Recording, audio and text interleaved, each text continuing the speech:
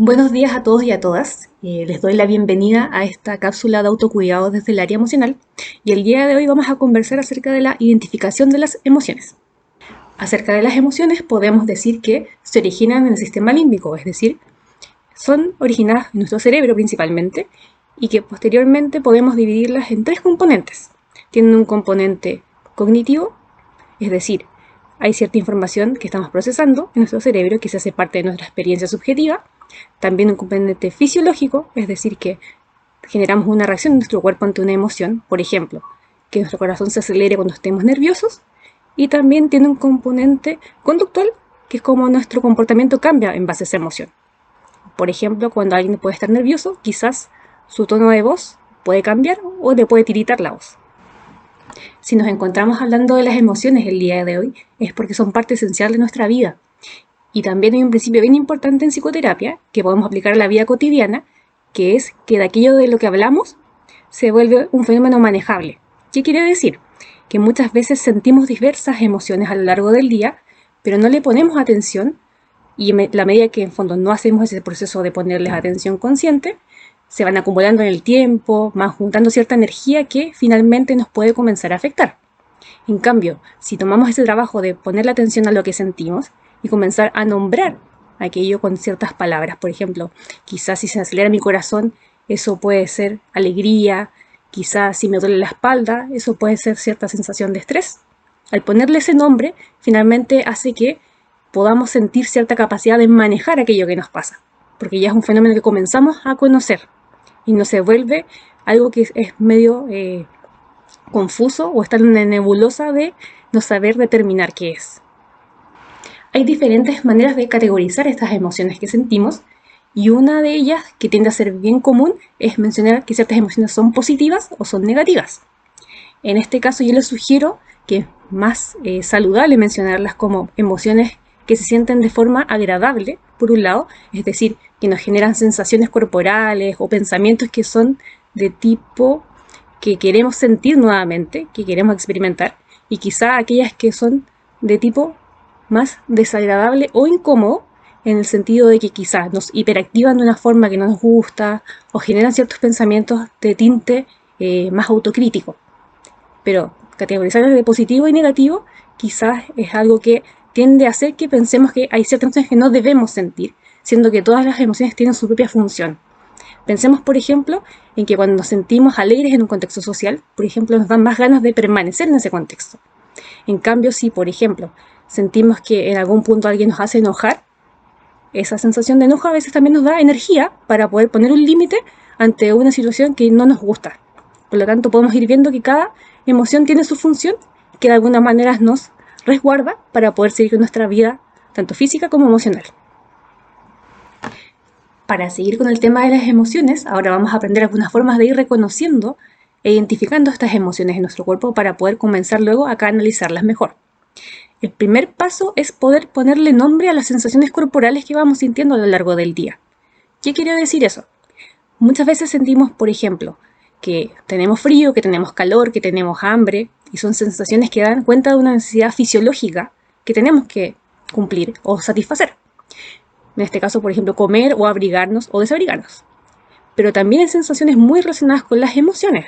Por ejemplo, dolores de cabeza, tensión en la espalda, corazón acelerado, que muchas veces las podemos ir sintiendo a lo largo del día, con cierto grado de conciencia o no, y que si no le ponemos la atención suficiente en su momento, generalmente tienden a hacerse cada vez más intensas en el tiempo. Por ejemplo, hay gente que en ciertos momentos de tensión, ¿verdad?, comienza a apretar la mandíbula. A veces ese apretar la mandíbula se traslada al momento de dormir y posteriormente termina en un bruxismo, porque esa persona no se percató de que esta tensión iba en aumento hasta el punto de que incluso en sus sueños está, ¿verdad?, apretando los dientes. También está el tema, por ejemplo, los dolores de espalda, que si uno no les pone atención desde sus inicios, se pueden volver crónicos en el tiempo, así como el dolor de cuello también. Y por lo tanto, tenemos que considerar que a la medida que le tomemos atención a lo que pasa en nuestro cuerpo y interpretemos esa sensación como parte de una emoción, es más probable que a tiempo podamos manejarlo mejor y así evitarnos malestares mucho más intensos. El paso número 2 para ir aprendiendo a identificar nuestras emociones es poner atención a nuestros pensamientos. Generalmente, como personas que vivimos en un mundo, ¿verdad?, moderno de alguna forma, tendemos a pensar todo el tiempo. A veces no nos damos ni cuenta de cómo van cruzando pensamientos en nuestra mente, ya sean relacionados con nosotros mismos, con el trabajo, con la familia, con distintas exigencias o preocupaciones que podamos tener. Y justamente a veces aquellos pensamientos que son los más recurrentes en nuestra mente son aquellos que nos dan indicios de que hay algo a lo cual tenemos que poner atención. También pasa muchas veces que en estos pensamientos tendemos a tratarnos de manera negativa o a pensar que no vamos a ser capaces de enfrentar una situación que nos está sucediendo. Y a veces esos pensamientos se van perpetuando en el tiempo.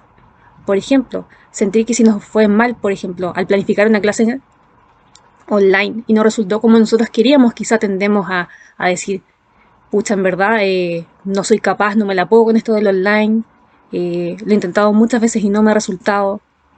Y finalmente esos pensamientos quizá repetitivos, de experiencias cotidianas, hacen que comencemos a generar sensaciones de inseguridad por un lado y también de tensión por otro, muy relacionadas con el estrés también. Entonces, ¿qué es importante en esos momentos? Que si nos damos cuenta que estamos pensando mucho, que sentimos que estamos sobrecargados de pensamientos que tienden a tener un componente de autocrítica, de quizá mucha preocupación, darnos pausas. Una pausa no tiene por qué ser algo en el fondo largo en el tiempo necesariamente, sobre todo con las altas demandas que tenemos en el día a día, dentro del laboral y el teletrabajo. Pero sí podemos establecer, por ejemplo, pausas de 10 minutos en las cuales elijamos ir a la cocina y buscar nuestro té favorito, quizá tomarnos un café que disfrutemos harto, poner música un ratito, poner quizá, no sé, a ver, memes a través de los chats de WhatsApp, distintos grupos que vamos a tener, de forma que pausemos un poco esa sensación de sobrecarga y de pensamientos autoexigentes y tengamos cierta sensación de bienestar, aunque sea breve.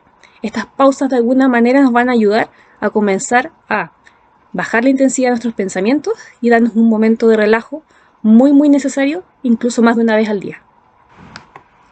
El paso número 3 para poder seguir identificando nuestras emociones es ponerle el nombre a lo que nos sucede.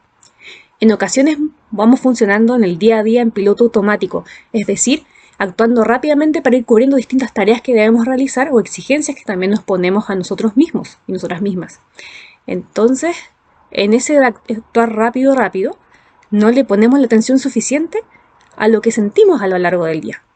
Entonces, es súper importante, como les comentaba antes, hacer estas pausas a lo largo del día para ir tomando atención y volver el foco a nosotros mismos y no solamente al hacer, sino que también al ser persona, al ser mamá, al ser hija, al ser, ¿verdad?, un trabajador o trabajadora en distintas instancias y comenzar a ponerle, ¿verdad?, nombre a eso que nos pasa.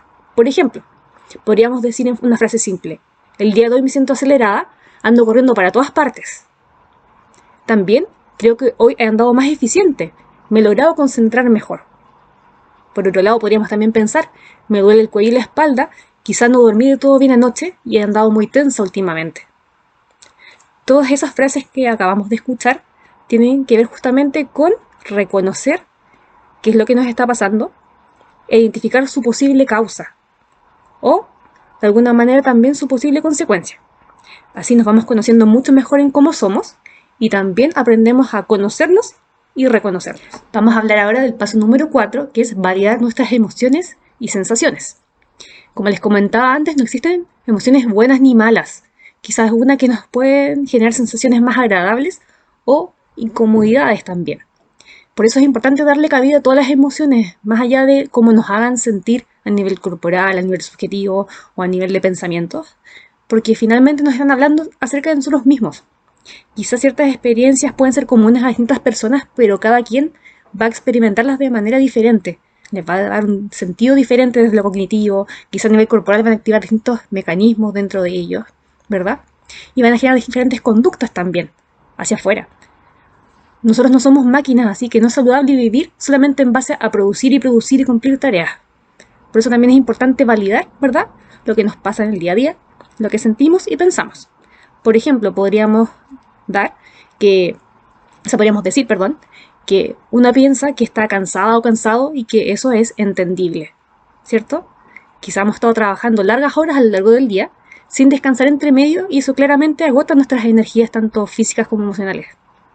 Y ya pensar de esa manera nos ayuda a validar ese cansancio, no a sentirlo quizá como algo extraño o como algo que no tiene una razón de ser, sino que finalmente, efectivamente, se basa en las experiencias que hemos vivido ese día, en particular, o los distintos días a los que nos hemos ido enfrentando a esa situación.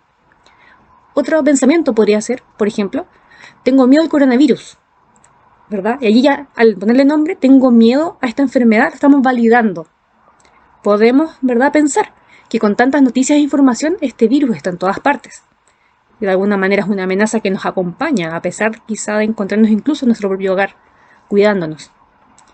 Es natural sentirse asustado, ¿cierto? Porque es una enfermedad nueva y para la cual todavía no hay una vacuna que nos pueda de alguna manera dar la certeza de que esto va a detenerse en un periodo cercano.